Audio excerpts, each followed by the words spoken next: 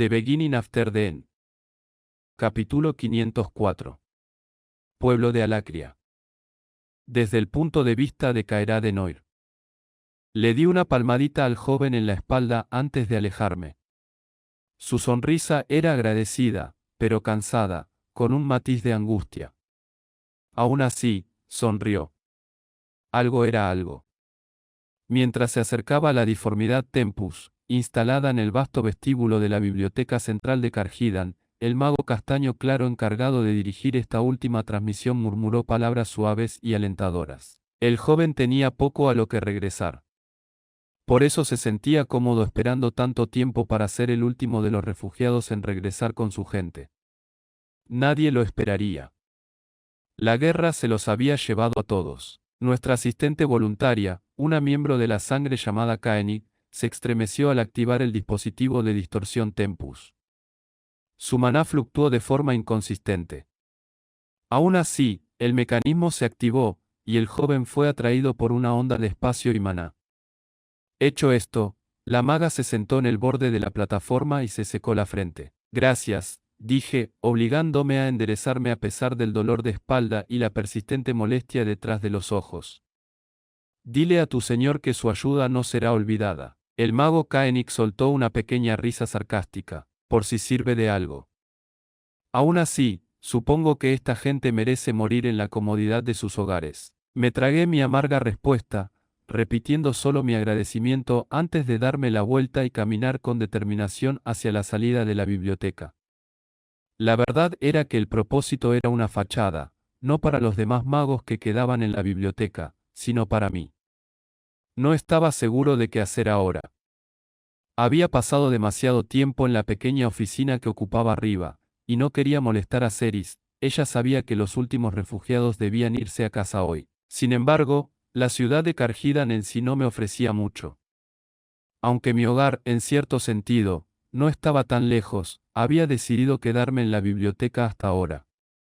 Era nuestra base de operaciones, donde Ceris y Silrit también habían decidido quedarse, y me necesitaban casi a todas horas del día. Afuera, me detuve y giré la cara hacia el sol del atardecer.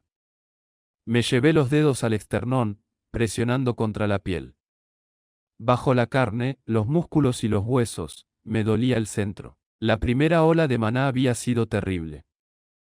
Llegó como un tsunami desde un mar lejano, avanzando hacia nosotros, y al retroceder, se llevó nuestro maná. Todos los magos se vieron afectados, pero los más fuertes fueron los que más sufrieron. La segunda ola fue mucho peor. Reanudé la marcha, con el propósito incierto por primera vez en semanas. Tras el primer pulso, Corbett y Lenora se habían retirado a las Relictoms con la mayoría de los demás nobles. Ahora, los dos primeros niveles de las Relictoms corrían el riesgo de estar abarrotados. Con tantos ascendientes de alto rango involucrados en la rebelión de Ceris, su organización se desmoronó rápidamente, y los nobles de cada ciudad restringían el acceso a las Relictoms donde podían. Era otro desastre en ciernes. Mientras reflexionaba sobre las últimas semanas e intentaba enfocar mis pensamientos en las próximas, mis pies empezaron a guiarme hacia la finca de Noir. Solo estaban allí los guardias y sirvientes que aún no habían huido de la ciudad, pero me propuse visitarlos cada pocos días.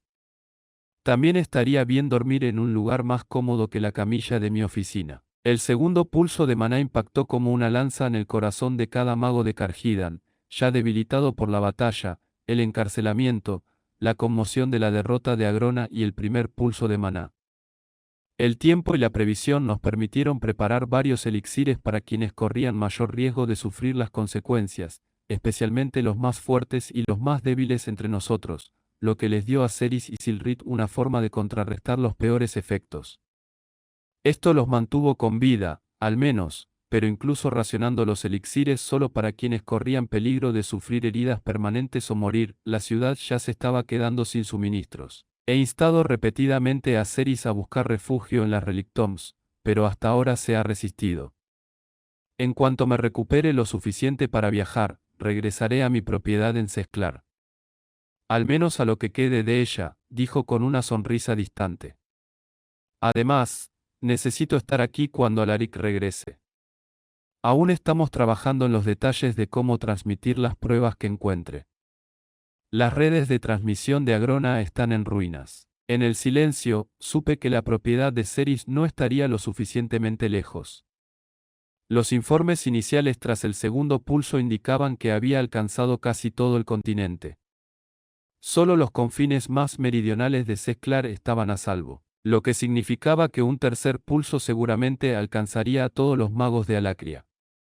Me erizó la piel al pensarlo. Aún así, la mayoría de quienes no podían acceder a las Relictoms huían al sur. Los ríos estaban congestionados con barcos, los caminos con carros, y acceder a una diformidad tempus con tantos magos enfermos y exhaustos era casi imposible. Ceres lo sabía tan bien como yo, así que hablar de regresar a su propiedad era solo una distracción. Había experimentado en muchas ocasiones lo orgullosa que podía ser. El resto del liderazgo de Alacria estaba muerto o escondido. Ella misma podría haber ido a las Relictoms o incluso a Dikaten, pero permaneció en Karhidan, la zona cero de estos ataques, fueran los que fueran. A veces, cuando no era consciente de que la observaban, una expresión extraña y concentrada se apoderaba de sus rasgos, como la de un minero excavando una roca o un erudito absorto en un texto complejo. Pensaba, teorizaba, planeaba. Para ella, planificar desde la seguridad de las Relictoms mientras los menos afortunados seguían sufriendo allí era debilidad, no sabiduría. Pateé una piedra en el camino. Rebotó en un callejón, asustando a una pequeña bestia carroñera de Maná, que chilló de ira y huyó. Las calles estaban casi desiertas. De vez en cuando me cruzaba con algún guardia o sirviente que no era mago, llevando mensajes o haciendo recados para sus amos postrados en cama, pero era un marcado contraste con el bullicio habitual de Karhidan. Esto también será un problema pronto, reconocí al pasar junto a una tienda de comestibles vacía y cerrada. El comercio había desaparecido, la industria paralizada. Las granjas lejanas que alimentaban a millones de alacrianos en las ciudades no podían llegar hasta nosotros o estaban acaparando sus recursos para sus propias pequeñas comunidades. Las Relictoms eran como islas, con suficiente industria de primer nivel para sustentar a su población normal. Sin embargo, con tantos huyendo de los pulsos allí, sus recursos pronto también se agotarían, obligándolos a regresar a Alacria o adentrarse en zonas más profundas en busca de sustento. Mis pensamientos seguían dando vueltas, siguiendo los mismos caminos trillados, hasta que llegué a la finca de Noir. Seguía en pie, sin cambios, bueno, quizás un poco descuidada y descuidada, como un noble que lleva demasiado tiempo sin cortarse el pelo. Al contemplarla ante la puerta principal sin vigilancia, comprendí la verdad, no quería estar allí. Corbett y Lenora se habían ido. Lauden se había ido. La sangre estaba dividida, destrozada, en guerra. Igual que el resto de Alacria, murmuré a la brisa. En lugar de descansar como pretendía, continué por la calle y decidí dar un paseo por la ciudad para distraerme con mis tortuosos pensamientos. Mis piernas y mi mente estaban agotadas cuando regresé a la biblioteca 3 horas después. Tras el caos de organizar a todos los refugiados y soldados que regresaban de Dikaten, el pequeño grupo de asistentes y agentes bajo el mando de Ceres hizo que la biblioteca pareciera aún menos animada que si hubiera estado completamente vacía. Apenas me prestaron atención mientras caminaba con cansancio por la biblioteca hacia la oficina del segundo piso que ocupaba. Abrí la puerta, inspeccioné rápidamente para asegurarme de que nada estuviera fuera de lugar y me dejé caer en la desgastada silla de cuero detrás del escritorio prestado. Allí me quedé sentado varios minutos, con la mirada perdida. Mis pensamientos finalmente, afortunadamente, se aquietaron en silencio, pero la calma no duró mucho. La ansiedad, una necesidad sutil pero invasiva de hacer algo, se me metía como gusanos bajo la piel. Abrí mi escritorio y cogí un pergamino. Lo revisaba varias veces al día, pero hacía tiempo que no mostraba nada más que mensajes antiguos. Mi corazón se aceleró cuando vi nuevas palabras garabateadas en la superficie. La emoción se convirtió en decepción al leer el mensaje escrito por Liradreide, transmitido desde su pergamino bidireccional al mío, atravesando la vasta distancia entre continentes. Seguía sin recibir respuesta de Arturo en Epeotus. Parecía improbable que Arturo regresara pronto. Ni siquiera podíamos estar seguros de que hubiera recibido nuestro mensaje, enviado con el semiasura CHUL. Ese fue un riesgo innecesario, casi insensato, que no habría corrido, pensé, y luego me corregí. Descarté el pensamiento y seguí leyendo. Según la nota, se había dado una aprobación provisional para que un pequeño número de alacrios regresara a Dikaten, si así lo deseaban. Esto, según aclaró Lyra, se debía al trabajo de Tessia Eralit. Las mecaquimeras, el nuevo arsenal de Dikaten de máquinas infundidas con bestias de maná, estaban siendo reubicadas en el Enoir para ensamblar más artefactos de teletransportación de largo alcance y supervisar el proceso. Dejé el pergamino a un lado, dejándolo enrollarse parcialmente. Esta noticia fue inesperada, y el momento no era el adecuado. Probablemente habría muchos alacrios dispuestos a regresar a las aldeas establecidas entre el claro de las bestias y el Enoir en Dikaten, pero acabábamos de ayudar a la gente a abandonar Karhidan. En ese momento, ni siquiera sabía por dónde empezar con la oferta de reubicar a la gente de nuevo. Quizás una lotería. Parece que tenemos tiempo para pensarlo. Al menos, mi voz sonaba hueca y cansada, incluso para mí. Mi puerta se abrió de repente, sin previo aviso. ¿Hablas sola, niña?, preguntó una voz ronca. Espero que no oigas voces en tu cabeza. Alaric entró tambaleándose, como arrastrado por el viento. Cerys, sujetando la puerta, entró en la oficina justo detrás de él. Mi mentora llevaba un sencillo y cómodo vestido negro que flotaba justo por encima del suelo, dando la impresión de que ella misma flotaba sobre las baldosas pulidas. No se apreciaba ningún signo de fatiga ni angustia en sus modales ni en sus rasgos. Me levanté. Alaric. ¿Has vuelto? Miré a Cerys. ¿Tuviste éxito? En cierto modo, gruñó el viejo ascendente, dejándose caer en una silla al otro lado de la mesa. Cerys también se acomodó en una silla, quizás el único signo de debilidad que mostró. Tenemos la clave de la grabación. Me pasó el pequeño trozo de cristal grabado por la mesa. Aún no la hemos visto. Su mirada se desvió hacia un proyector en mi escritorio. Mi corazón se aceleró mientras cargaba el cristal de almacenamiento y activaba la proyección. Alaric extendió la mano y dejó fluir su maná en una serie de pulsos que reconocí como una llave de maná. Mientras esperábamos que se materializara la proyección, pregunté, ¿qué pasa con el instilador? Muerto. Un infarto, pobrecito. El gruñido que acompañó la voz de Alaric no transmitía precisamente un profundo dolor.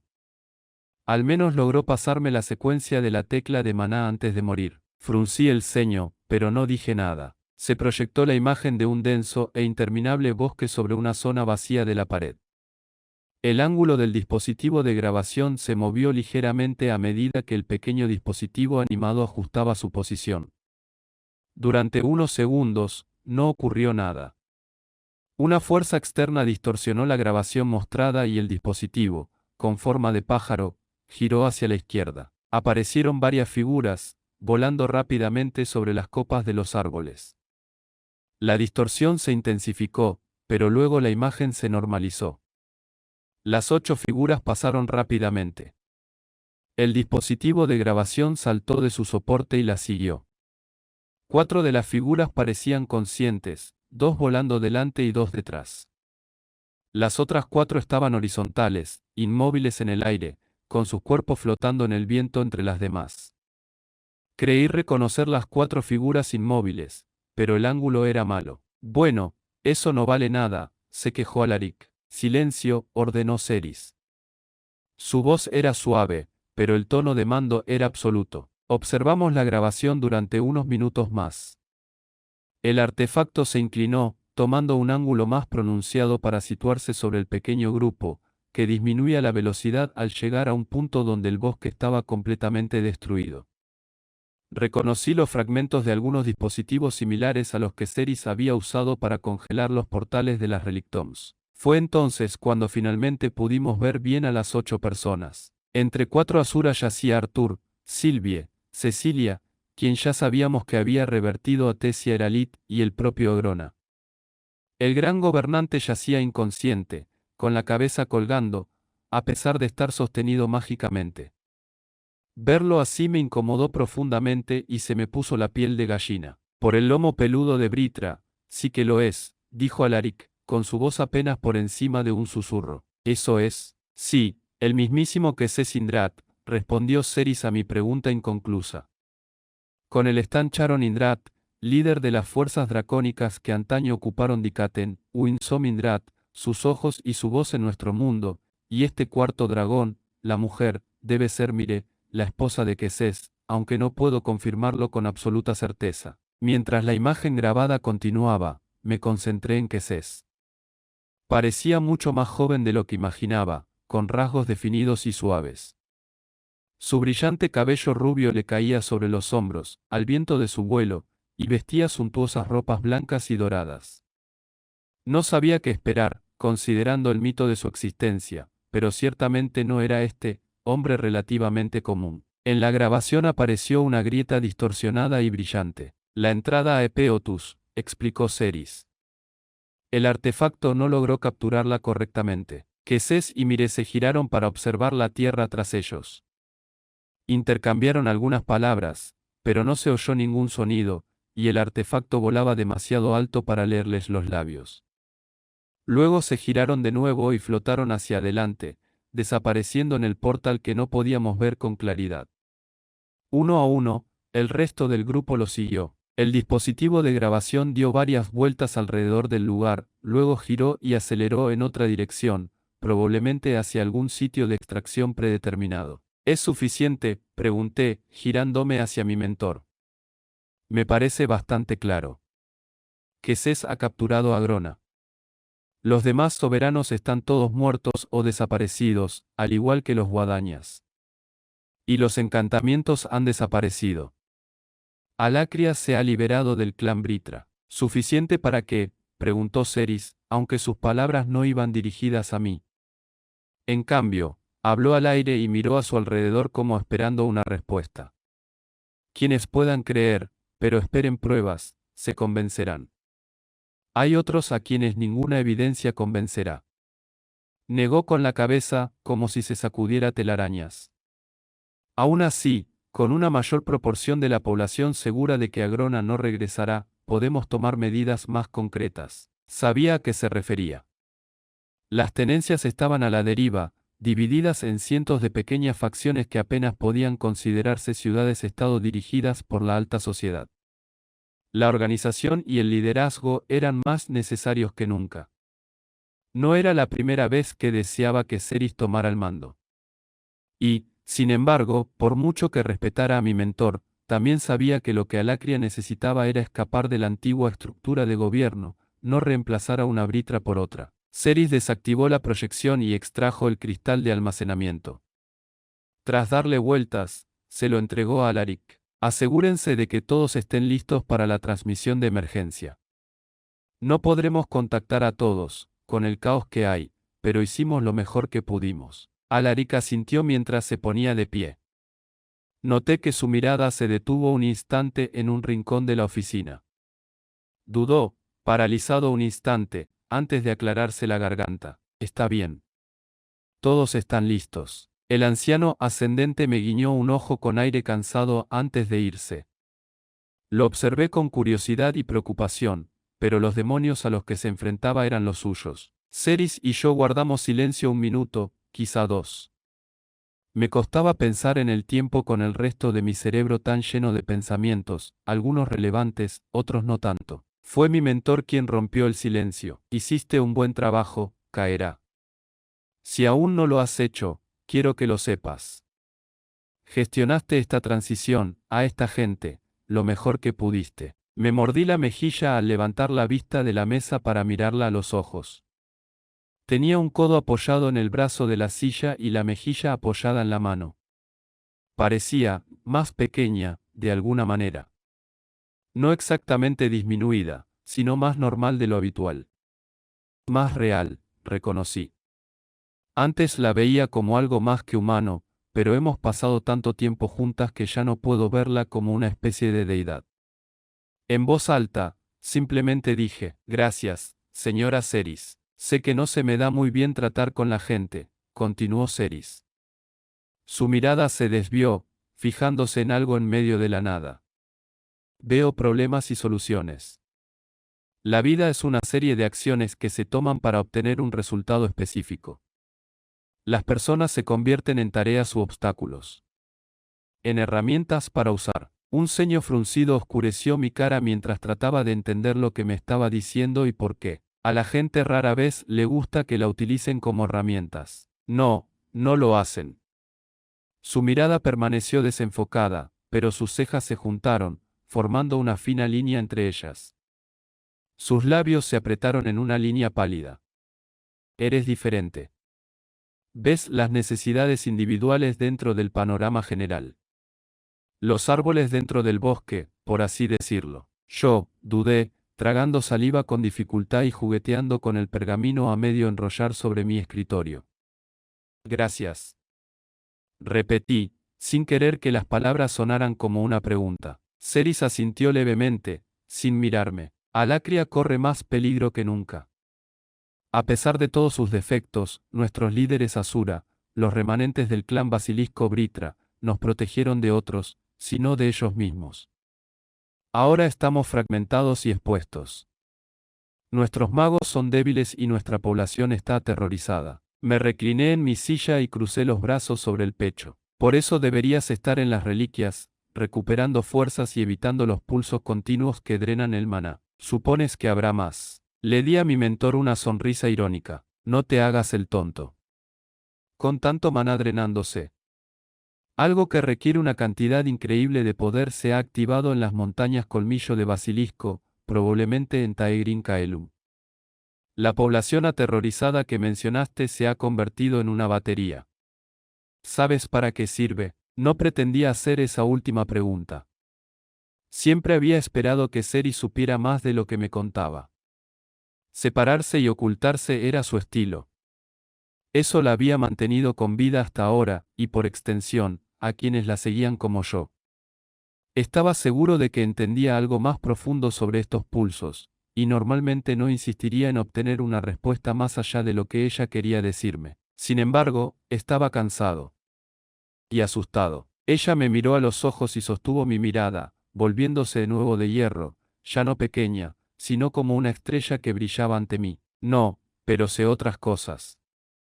Agrona tiene miles de años, quizá decenas de miles. Tiene la mente más aguda y astuta que he conocido. Nunca lo he visto ponerse en peligro. Comprendí lo que no podía decir en voz alta.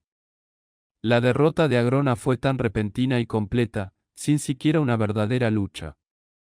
Fue difícil de aceptar para un veterano soldado como Ceres. Me levanté y caminé hacia la ventana detrás de mi escritorio, con vistas al jardín oeste de la biblioteca. Estaba vacío, y donde no estaba cubierto de maleza, el paisaje había sido aplastado por tiendas de campaña y colchones, o removido por los cientos de refugiados que habían pasado por allí en los últimos días. Tuve que humedecerme los labios para hablar e hice un esfuerzo consciente para mantener la voz firme. Arturo nos dio esta oportunidad. Aunque no pueda estar aquí ahora, sé que nos defiende de Peotus. No me cabe duda. No podemos aferrarnos al miedo a nuestro pasado. Tenemos que mirar hacia el futuro que podemos crear. La sonrisa de Ceres era casi audible, lo que me hizo girarme para mirarla. Como dije, eres diferente. Necesitaremos. La puerta se abrió sin previo aviso y Alaric entró tambaleándose. Listo. Se enviará a todo el continente, al menos a donde sea accesible ahora. Mañana se emitirá a otra hora, y luego a diario según sea necesario.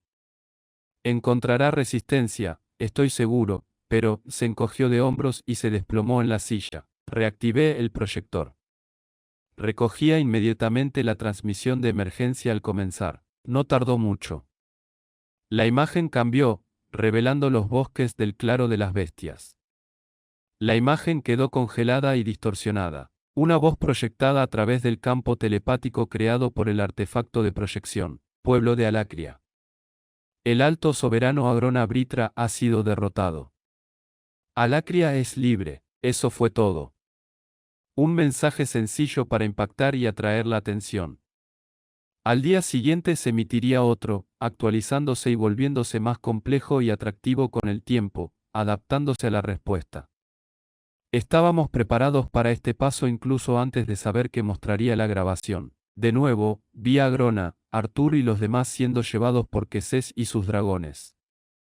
La imagen pareció ralentizarse y centrarse en Agrona al aparecer, lo que facilitó su identificación.